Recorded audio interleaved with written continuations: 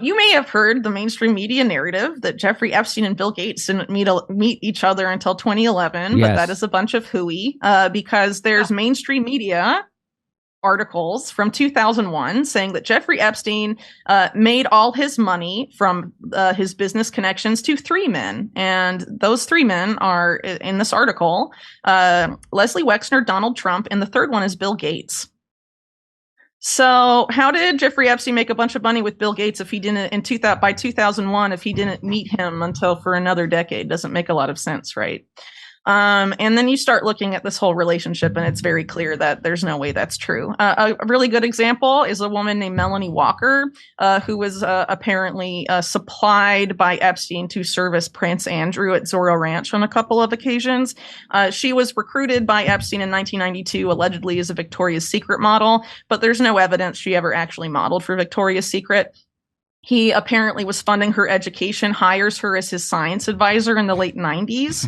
And then a couple years after that, in the early 2000s, she becomes the science advisor to the Bill and Melinda Gates Foundation. Oh. So if you're going to apply to be science advisor to the Bill and Melinda Gates Foundation and your CV says, my most recent experience is being the science advisor to Jeffrey Epstein, and you're Bill Gates hiring your top science advisor, you would have to know who Jeffrey Epstein is and what kind of science he's into. Right? Yes. So Bill Gates in deep with Jeffrey Epstein and lying about it.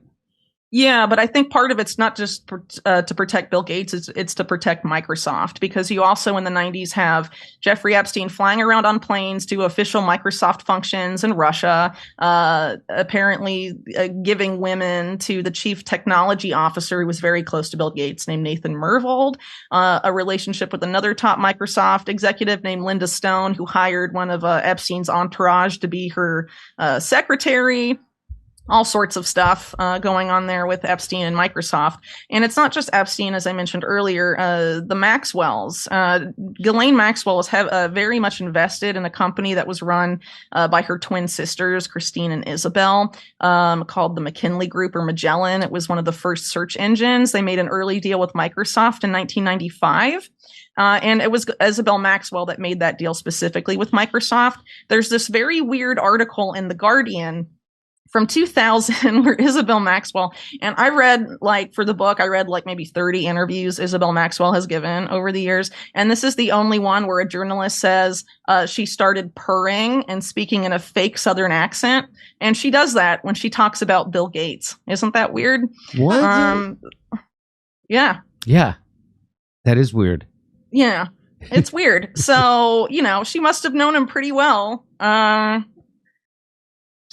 I wish I had the article in front of me so I could quote from it. It's very odd. But the other thing, too, is that at that time, she was subsequently running a different company that was very much tied to the Israeli National Security State and the IDF.